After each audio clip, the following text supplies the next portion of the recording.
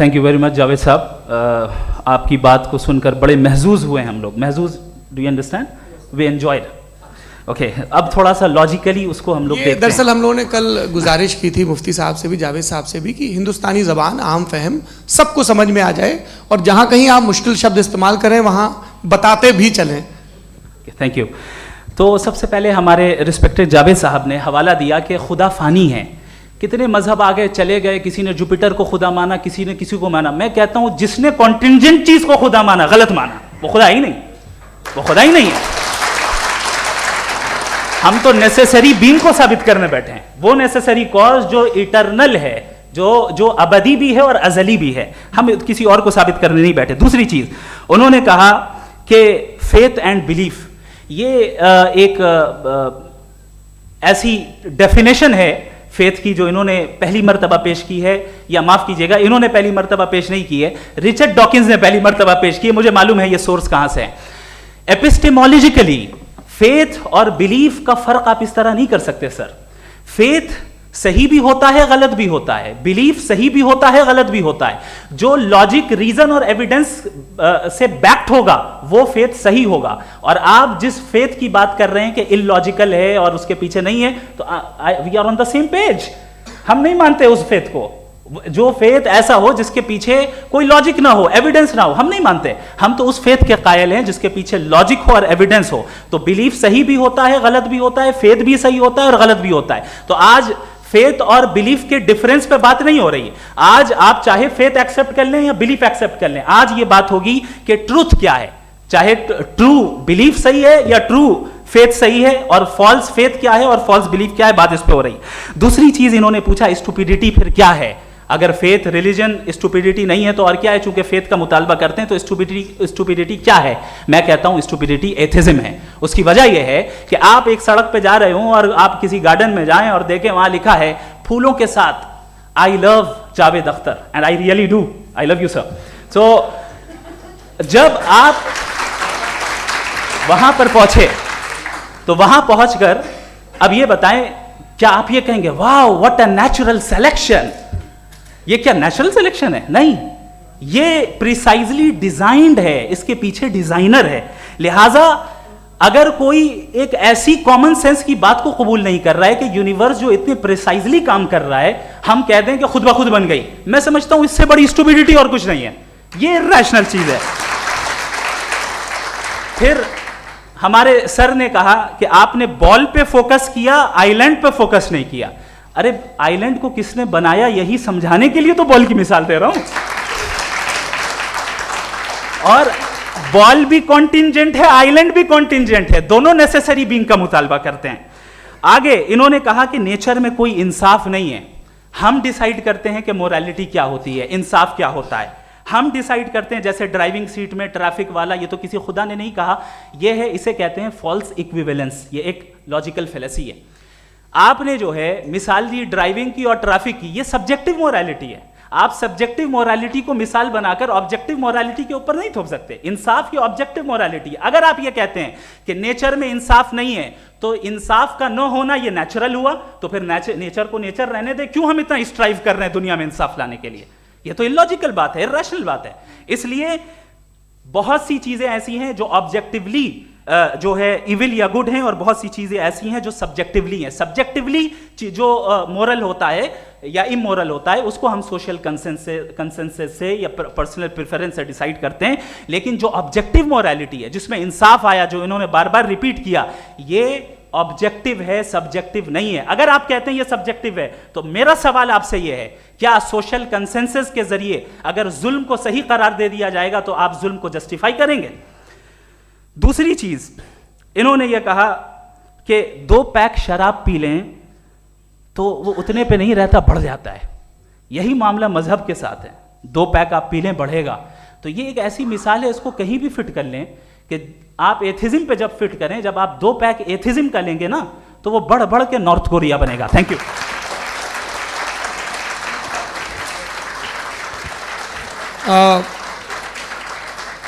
First round के rebuttal के लिए मैं जावेद साहब को इनवाइट कर रहा हूं। आपके पास 7 मिनट का वक्त है, रीसेट कर दीजिएगा प्लीज। मुझे इस बात की खुशी है कि मुफ्ती साहब ने भी मान लिया कि नेचर में कोई इंसाफ नहीं है। तो कोई भी चीज़ जो इंसान ने नहीं बनाई है उसमें इंसाफ नहीं होता है। एक बात मैं आपसे अर्ज़ करूँ, ज़रा पता लगा लीजिएगा, ये जो आप बाग में जाते हैं बेहद खूबसूरत फूल देखते हैं ना, इनमें से कोई नेचुरल नहीं है। ये सारे फूल क्रॉस करके बनाए गए हैं। जो जंगल में फूल होते हैं नहायत मामूली होते हैं, ये फूल इंसानों ने बनाए हैं। जो आप बाग में देख के वाह वाह कहते हैं, ये इंसानों के बनाए हुए हैं। डिफरेंट फूलों को क्रॉस करके, डेवलप करके, फिर क्रॉस करके इस तरह से बनाए गए। नेचुरल फ्लावर नहीं।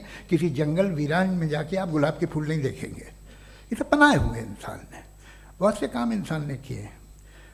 बाकी है कि आपने मेरी एक बात का जवाब नहीं दिया, जिससे मुझे शिकायत है कि फेथ क्या है और आप फेथ मांगते क्यों हैं मुझसे?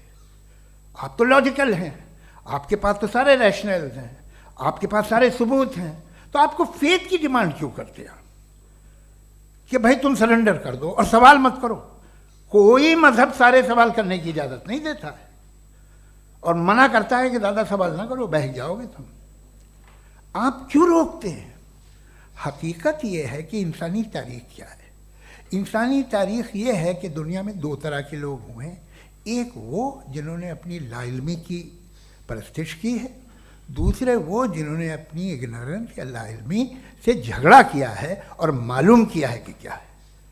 ये जो आप कह रहे हैं, आज आप हैरान हैं कि भाई ये यूनिवर्स कैसे बनी। लोग हैरान थे कि सूरज डूबता है तो इधर से कैसे निकलता है।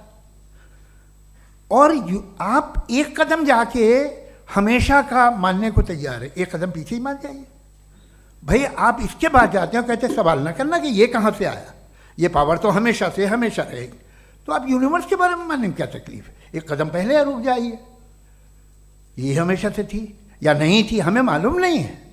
और ये कहना कि हमें मालूम नहीं है, कमाल ये है कि दुनिया के सारे मजहब सब जानते हैं ये दुनिया कैसे बनी थी, कैसे मिटेगी, मरने के बाद क्या होगा, इनको सब इल्म है। इनको किसी को डायनासोर होते थे पहले ये नहीं पता था, किसी को नहीं पता। किसी भी दुनिया की मजहबी किताब में डायनासोर का जिक्र नहीं है। लेकिन बाकी सब बातें, how to make universe in 4 easy lessons and बाकी सब पता है। जिसको सब पता है वो गड़बड़ है। हम में ये इंकिसार, ये ह्यूमिलिटी होनी चाहिए कि हम ये कहें कि हमें ये बहुत सारी बातें नहीं मालूम, लेकिन हम उनकी परस्तिश ना करें, अपनी लाइल्मी को की परस्तिश ना करें, हम उसे पता लगाने की कोशिश करें। जिस दुनिया में आप बैठे हैं सर, ये हॉल जो है, ये इलेक्ट्रिसिटी जो है, ये माइक जो है, जिस हवाई जहाज से आप आए थे, वो जिस कार से आप यहाँ आए हैं, ये सब उन लोगों की बनाई हुई है जिन्होंने सवाल किए थे। ये दुनिया जिसमें आप आज आराम से हैं, ये उन लोगों की बनाई है कि जिन्होंने सवाल किए थे। और हर स्टेज पे इन सवालों को मकरूह कहा गया था, गलत कहा गया था। आप ज़रा तारीख पढ़िए, एक बड़ी दिलचस्प किताब है बर्ट्रैंड रसेल की, जिसमें उसने रिलीजन एंड साइंस कि कब से रिलीजन जो है साइंस के अगेंस्ट है। और हद तो ये है कि भाप के इंजन के खिलाफ थे, स्टीम इंजन के भी खिलाफ थे, और फतवे हुए उन पर, वेटिकन ने दिए। तो ये हमेशा, अभी जैसे ही ये राइट विंगर आते हैं अमेरिका में पावर में, तो वो जो अपना ये क्या बोलते हैं उसे, सीड क्या बोल रहे, सीड क्या जो, हाँ नहीं सीड जो होते हैं जिन पे जी, नहीं भाई, वो जो ह्यूमन बॉडी के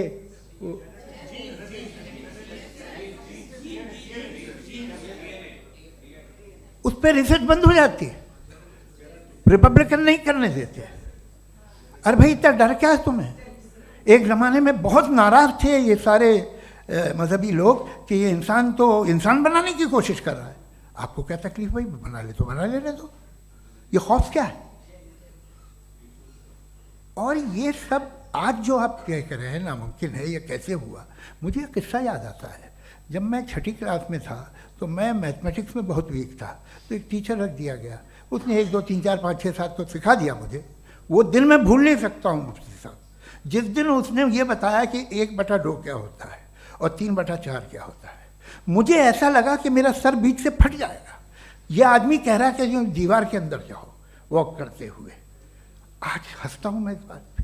तो आज जो बातें आपके जहन से बिल्कुल परे हैं और आप हैरान होते हो उन्हें देख के, एक वक्त आएगा कि मामूली लगेंगे। और हुआ है, आपकी इंसानी तारीख ही है। इतनी जल्दी सारे फैसले आप मत कर लीजिए, थोड़ा ये ह्यूमिलिटी रखिए कि भाई ये हमें नहीं मालूम। ये कहने में क्या आ रहा है, ये यूनिवर्स कहाँ तक फैली, ये कब से है और कब तक रहेगी, हमें नहीं मालूम। आपने फैसला कर लिया कब बनी, ये आपके हिसाब से कोई 14 बिलियन ईयर बनी जो समझा जाता है। उससे पहले हजारों करोड़ों अरबों साल तक खुदा बैठा क्या कर रहा था, खामोश बैठा था, ऐसे ही जमाइयाँ ले रहा था। फिर उसे आइडिया आया, यार एक काम करते, वक्त अच्छा गुजर जाएगा, यूनिवर्स बनाते। सोचिए, वो तो हमेशा से है ना, मगर यूनिवर्स हमेशा से नहीं है, ये तो बनाई गई है। और उससे पहले क्या था, इनका क्या काम था, कैसी बात है। ये बड़ा आसान है, जो बात हमें आज धीरे धीरे पता चली है, बरसों 2000 और 2500 साल पहले आपको किसी ने बता दिया कि क्या था, आप मान गए, और तब से वही मान रहे हैं जो 2500 साल पहले कहा गया था। सब कुछ बदल गया है, सॉल्व हो रही हैं चीज़ें। अभी साइंस बिल्कुल दावा नहीं करती, या कोई फिलोसफर ये दावा नहीं करता कि हमें सब मालूम, बल्कि वो कहता है कि हमें जितना मालूम होता है उससे ये मालूम होता है कि हमें कितना कम मालूम। तो हम अपनी जहालत से लड़े, उसकी परस्तिश ना करें। जी, time, thank you so much. मैं तर्कों की श्रृंखला में राउंड 2 के लिए मुफ्ती साहब को आमंत्रित कर रहा हूँ। आपके पास एक बार फिर से 7 मिनट का वक्त है। शुक्रिया। जनाब जावेद अख्तर साहब कई मर्तबा दोहरा रहे हैं कि फ़ेथ का मतलब बताइए, फ़ेथ का मतलब बताइए। मैंने बता दिया, फ़ेथ सही भी होता है, गलत भी होता है। और आज हम फ़ेथ पे बात नहीं कर रहे, हम ट्रुथ और डज गॉड एग्जिस्ट पे बात कर रहे हैं। क्या डज गॉड एग्जिस्ट, ये ट्रुथ यानी गॉड है या नहीं है, इसमें से दोनों ट्रुथ क्या है। अब आप उसे फेथ कह लें, बिलीफ कह लें, नॉट माई बिजनेस। उसके बाद आपने कहा कि भाई सवाल करने से मजहब रोकता है। मैं कहता हूं जो रोकता है वो रोकता होगा, मैं नहीं रोकता, बल्कि सवाल करें, सवाल करना चाहिए। सवाल कर करके तो हम आगे बढ़ते हैं, तरक्की करते हैं, और इसीलिए मैं आज यहाँ पे आया हूँ। लेकिन सवाल सिर्फ खुदा से नहीं होगा, आपसे भी होगा। सवाल एथिज्म से भी होगा, सवाल सिर्फ मजहब से नहीं होगा, सबसे होगा। और आज मैं सवाल करूंगा और उम्मीद है कि आप जवाब देंगे। अभी तक आपने वैसे कॉन्टिंजेंसी आर्गुमेंट का कोई जवाब नहीं दिया है। चलें, आपने कहा यूनिवर्स के बारे में इटर्नल क्यों नहीं बोल देते। ये चूंकि लॉजिकली पॉसिबल ही नहीं है कि यूनिवर्स इटर्नल हो। यूनिवर्स एक कॉन्टिंजेंट चीज है जो टाइम एंड स्पेस के पाबंद है, टाइम एंड स्पेस से बाउंड है। जो टाइम एंड स्पेस से बाउंड होगा वो कॉन्टिंजेंट होगा, जो कॉन्टिंजेंट होगा वो उसकी बिगिनिंग हुई होगी, जिसकी बिगिनिंग हुई होगी वो इटर्नल नहीं हो सकता। ये तो कॉमन सी बात है। आपने कहा कि किसी मजहबी किताब में डायनासोर का जिक्र नहीं है। अफसोस कि आज तक किसी मैथमेटिक्स की किताब में मुझे डायनासोर का जिक्र नहीं मिला।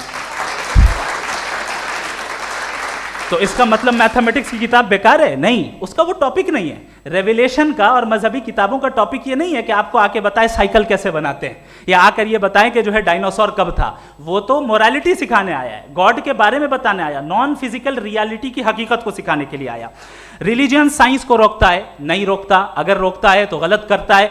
रिलीजियन साइंटिज्म को रोकता है, जिसमें हमारे जावेद साहब मुख्तल हैं।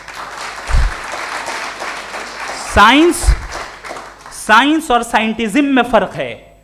साइंटिज्म यह है कि आप समझें कि साइंस और साइंटिफिक मेथोडोलॉजी ये नॉलेज को हासिल करने का वाहिद सोर्स ऑफ नॉलेज है। यह है साइंटिज्म।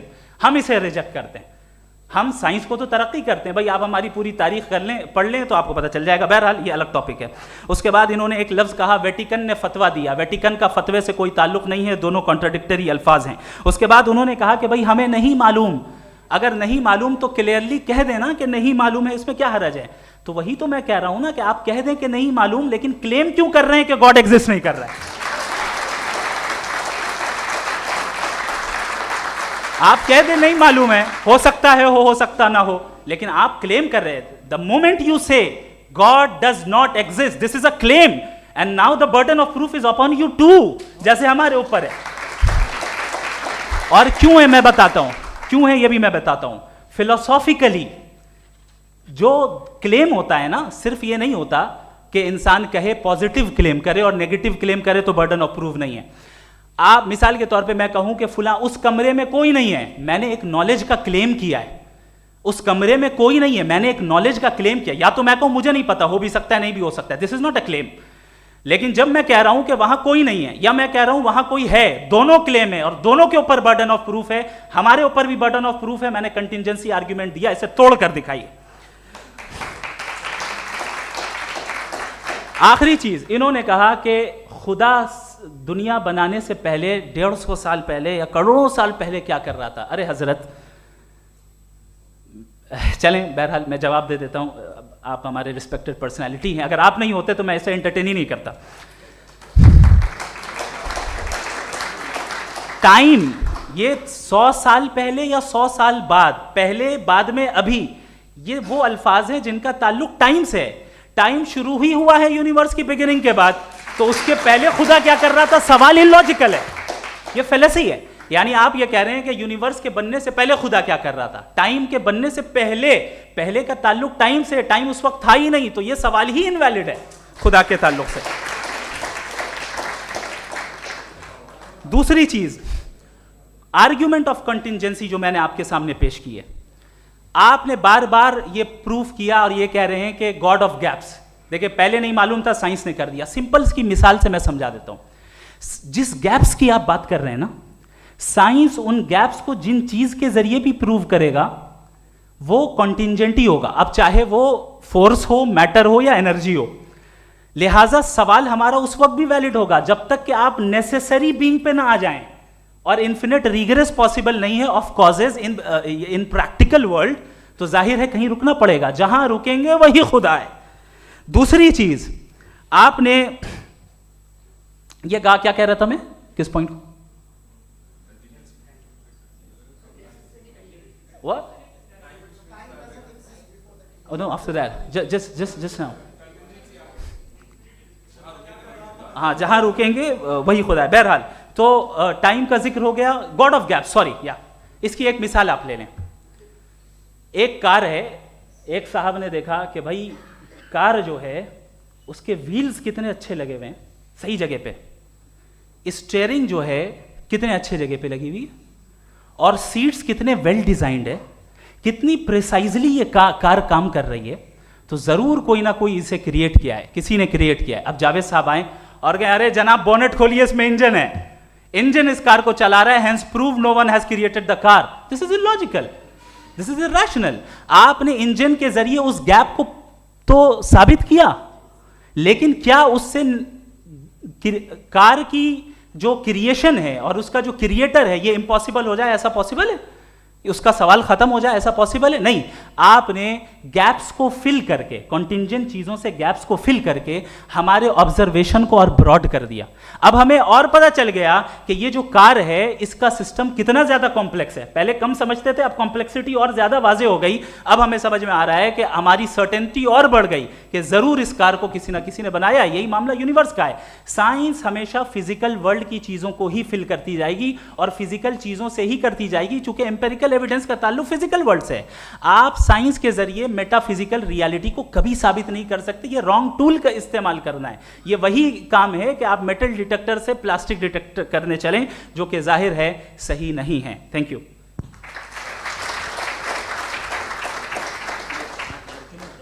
जी, ये आर्ग्यूमेंट का राउंड 2 है. हाँ. 7 मिनट है. पहले तो मैं आपसे अर्ज करूं कि आपने कहा कि जब कायनात ही नहीं थी तो वक्त भी नहीं था, कुछ भी नहीं था. कैसे नहीं था? खुदा था. एक एग्जिस्टेंस तो था ना खुदा का. तो जब खुदा था तो वक्त भी होगा. ऐसा नहीं है कि कुछ भी नहीं था, खुदा था. अच्छा, बाकी एक आपने कहा साहब आप साबित कीजिए, आपके पास भी लॉजिक है, मेरे पास भी लॉजिक है. आप मेरा जिम्मेदारी नहीं है साबित करना कि खुदा है. बर्ट्रैंड रसल ने बड़ी अच्छी बात कही. बर्टन रसल ने एक बड़ी अच्छी बात कही है। मैं आपसे अगर ये दावा करूं कि एक चाय की केतली मरीख के चारों तरफ घूम रही है, मार्स के चारों तरफ, तो यह आपका काम नहीं है कि आप साबित करें कि कोई चाय की केतली नहीं है। ये मेरा काम है, मैंने दावा किया है। ये दावा तो मजहबी लोग करते हैं कि खुदा है, मैं क्यों साबित करूं कि नहीं है? जब तक आप मुझे कन्विंस नहीं कर देंगे मैं नहीं मानूंगा। आपकी जिम्मेदारी है, मेरी जिम्मेदारी नहीं है। दोयम ये कि ये जो आप कह रहे हैं, जो गैप्स हैं, ये गैप जब जब किसी मजहब को चैलेंज करते हैं, जब ऐसा कोई बात आती है तो हंगामा हो जाता है कि जब वो चैलेंज करें किसी फेथ को। ये तमाम साइंस जो है इसे मुख्तलिफ जगहों पे मुख्तलिफ वक्तों में मज़हब ने रोकने की कोशिश की है। ये किताब है religion and science Burton Russell की, पढ़िएगा, अच्छी लगेगी आपको। तारीख़ ही है साइंस, मज़हब की साइंस से उसका यही रिश्ता है। अच्छा, अब ये हम सोचें कि बहरहाल ये वजूद जो है मज़हब और ये बिलीव इन गॉड इंसान को बेहतर बना देता है, तो एक काम कीजिए, हिंदुस्तान वर्ल्ड का नक्शा लीजिए और मार्क कीजिए कि रिलीजन कहाँ कहाँ ज़्यादा है, कहाँ कहाँ, चाहे वो लैटिन अमेरिका हो या मिडल ईस्ट हो या फार ईस्ट हो या हिंदुस्तान के वो इलाके जहाँ मजहबियत ज़्यादा है। रख दीजिए नक्शा अलग। अब दूसरा नक्शा कि कहाँ कहाँ नाइंसाफ़ी, रिप्रेशन, औरतों के हुकूक की पामाली, जुल्म, डिक्टेटरशिप कहाँ है, नक्शा एक ही होगा। तो आप मुझे बताएं कि जो इसका तरकीब इस्तेमाल क्या है, खुदा का तरकीब इस्तेमाल तो बताइए। आप छोटी सी दवा सड़क पे बेचते हैं, उसकी भी तरकीब इस्तेमाल बताते हैं। इसके इस्तेमाल से तो फ़ायदे नहीं हुआ किसी को। जो सारे के सारे ख़राब मुल्क हैं, ख़राब समाज है, वो सारे जुल्म खुदा के नाम पे करते हैं। वो गलत करते हैं, सही करते हैं, मुझे क्या लेना देना उससे। इस्तेमाल से मालूम होता ना। एक विस्की की बोतल कभी शायद देखी हो आपने, लाल रंग की होती है, उस पर रोशनी और छपड़ा इंतहाई खूबसूरत लगती है, क्या बिगाड़ रही है किसी का? उसका इस्तेमाल गलत है, इसलिए आप उसे नापसंद करते हैं। इसका इस्तेमाल गलत है, इस तसव्वुर का इस्तेमाल ही गलत है और हमेशा से गलत हुआ है। आप देख लीजिए, इंसानी तारीख देख लीजिए, आज देख लीजिए, हिंदुस्तान देखिए, दुनिया देख लीजिए, क्या हो रहा है। इसे कैसे इस्तेमाल कर रहे हैं फेथ वाले लोग? क्या फेयर हैं, जस्ट हैं, जो अपने खुदाओं पे यकीन रखते हैं? वो किस तरह के लोग हैं? वो लोगों को इंसाफ देते हैं, वो बेहतर इंसान बने। तो इस दवा का फ़ायदा क्या है? चलो बहुत फ़ायदा हो रहा तो मैं इस्तेमाल कर लूँगा, मुझे तो इस दवा का कोई फ़ायदा दिखता ही नहीं। मुझे तो ऐसा लगता, मैं एक और बात बताऊँ, अगर कोई आदमी मजहबी है और अच्छा आदमी है तो मैं उसकी बहुत इज्जत करता हूँ, इसलिए कि मेरा ख्याल है मजहबी आदमी का अच्छा होना मुझसे अच्छा होने से ज़्यादा मुश्किल है। भाई हर चीज़ की एक लिमिट है। आप इतना भाग सकते हैं, इतना नहीं भाग सकते, इतना वज़न उठा सकते, इतना नहीं उठा सकते, इतना दूर देख सकते हैं, इतना दूर नहीं देख सकते। उसी तरह कॉमन सेंस कहता है कि आप में नेकी का भी एक कोटा होगा। अब आप अगर सुबह जाते हैं अपनी इबादत गाह और इबादत करते हैं, तो बाहर निकलते हैं तो आप तो यही महसूस करते हैं कि आपने एक बहुत अच्छा काम किया, आपकी नेकी का एक बहुत बड़ा कोटा खर्च हो गया जिससे किसी का कोई फ़ायदा नहीं हो। मैं तो नहीं जाता हूँ तो मुझे तो किसी को खाना खिलाना पड़ेगा, किसी बेवा की मदद करनी पड़ेगी। मैं अपना कोटा कैसे कंज्यूम करूं? आप अपना कोटा, सारे मजहबी लोग इंतहाई यूजलेस कामों में यूज़ करते हैं। उसके बाद भी अगर आप में बच्ची है थोड़ी सी शराफत, तो भाई वाह क्या बात।